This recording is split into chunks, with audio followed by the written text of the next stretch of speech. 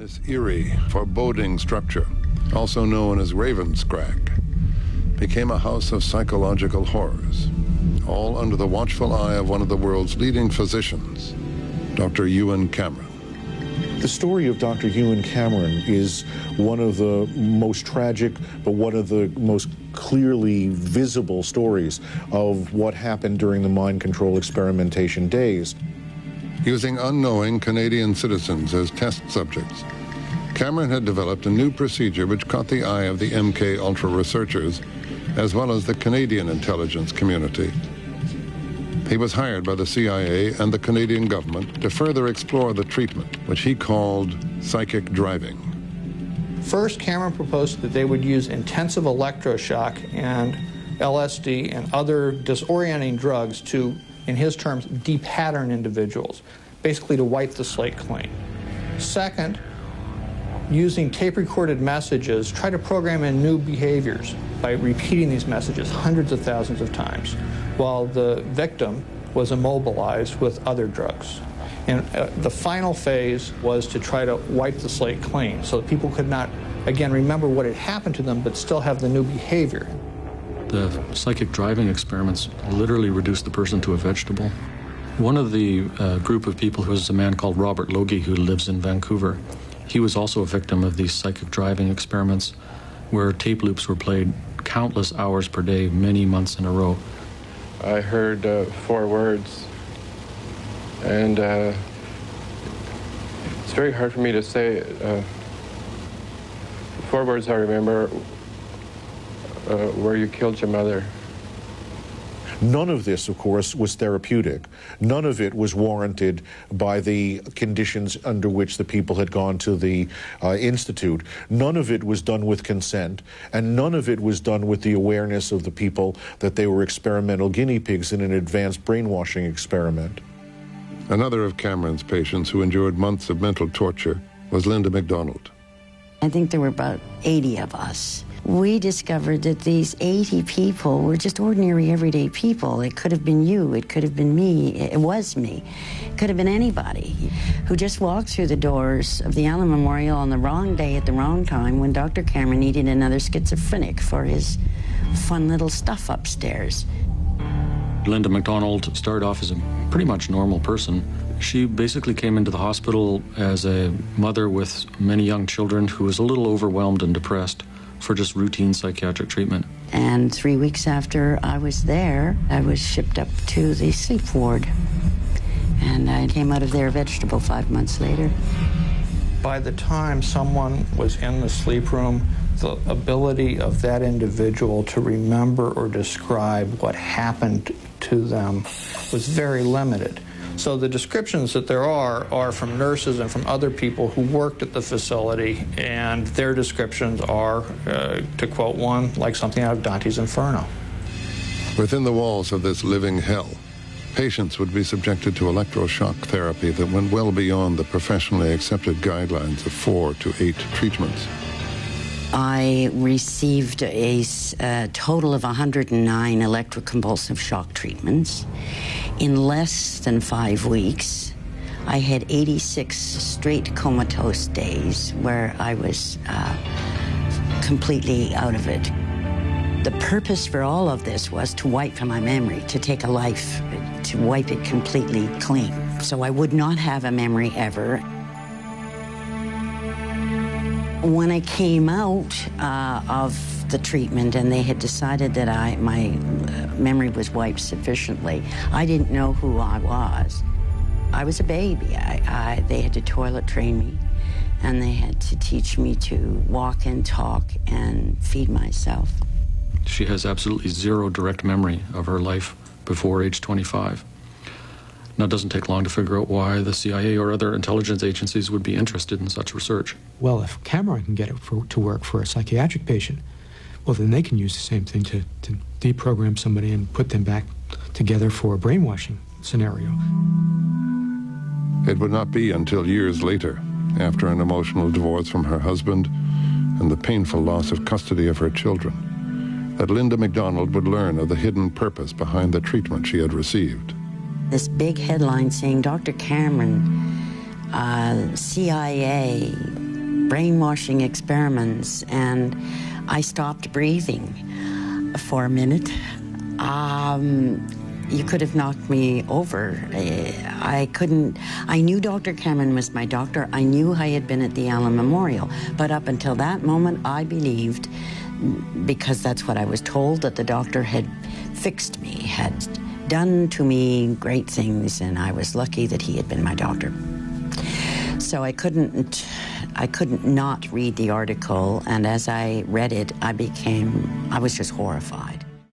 My participation in it was in terms of trying to evaluate the behavior that was described. I don't think I can add anything that hasn't already been.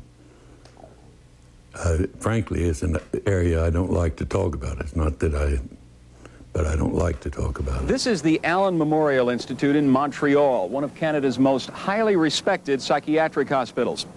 In 1956, the director of psychiatry here was Dr. Ewan Cameron, one of the country's most highly regarded psychiatrists. Patients were referred to him by doctors from all over the world. Dr. Cameron was doing research of his own in the field of brainwashing. He was fascinated by the mind control he had heard described in countries behind the Iron Curtain. The CIA was fascinated too. The court case alleged that the CIA backed Dr. Cameron's horrific experiments that were conducted on more than 70 patients, forcing them to endure 3 tormenting phases of so-called treatment.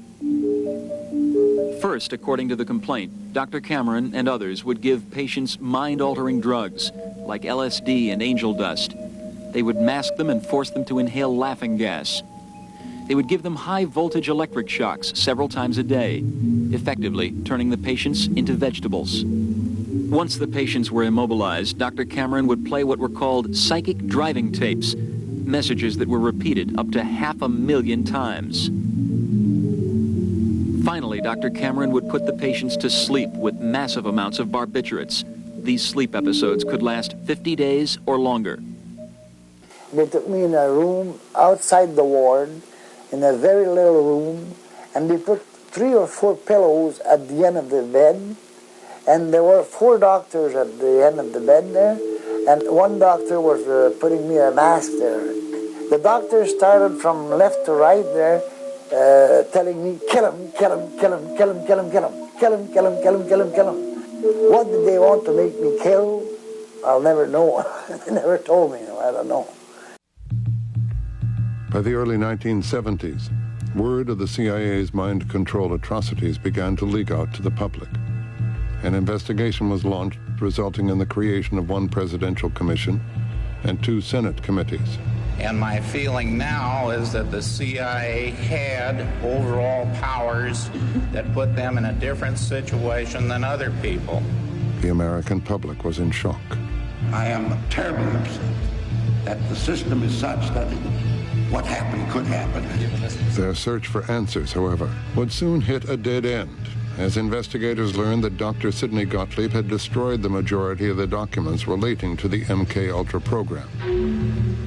It was now impossible for the American public to discover the truth about what the CIA learned from its mind control research. If Sirhan murdered Robert Kennedy to make a political gesture on behalf of the dispossessed Palestinian Arabs, why doesn't he remember? And why such remorse? My own conscience doesn't agree with what I did, Sirhan says sadly. In what way? Pollock asks, taken aback. It's against my upbringing, says Sirhan. My childhood, family, church, prayers, the Bible and all this, sir. Sirhan, as many people don't know, was a Christian. Now returning to the quote. And here I go and splatter this guy's brains. It's just not me. It's just not me. My own conscience doesn't agree with me with what I did. Your own conscience? My own conscience doesn't. In what way? It's against my upbringing, my very nature, sir.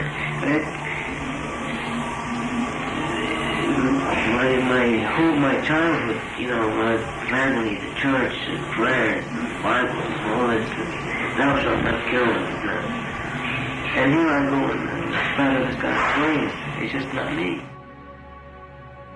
If we accept for the moment the possibility that Sirhan was a remote control assassin, The question then arises as to who could have programmed him.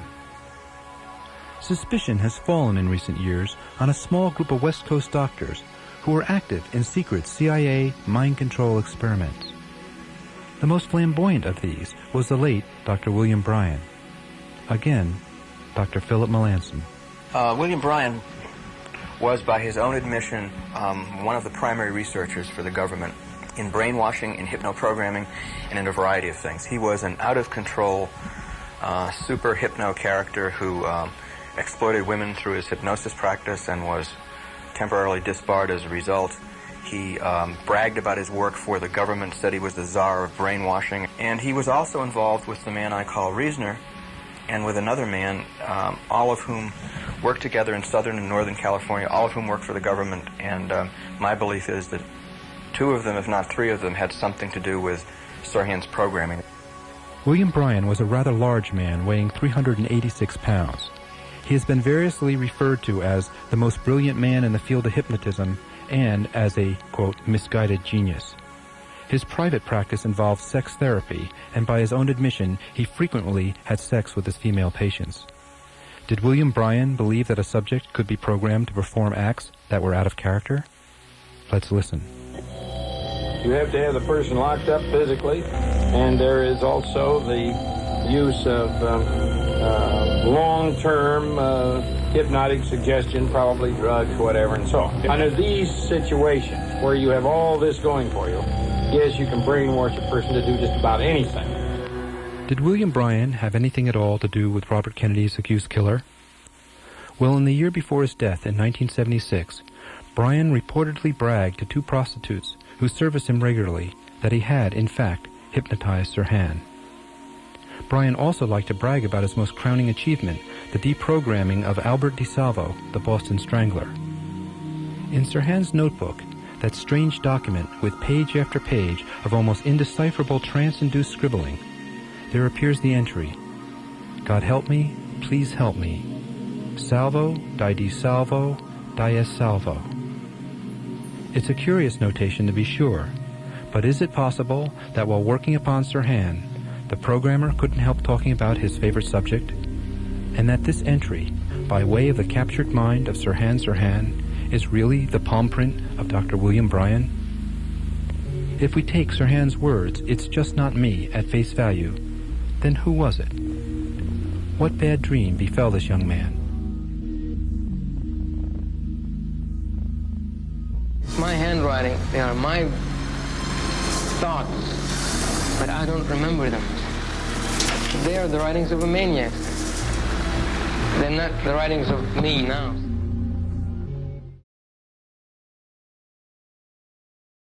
Well, Jim had armed guards.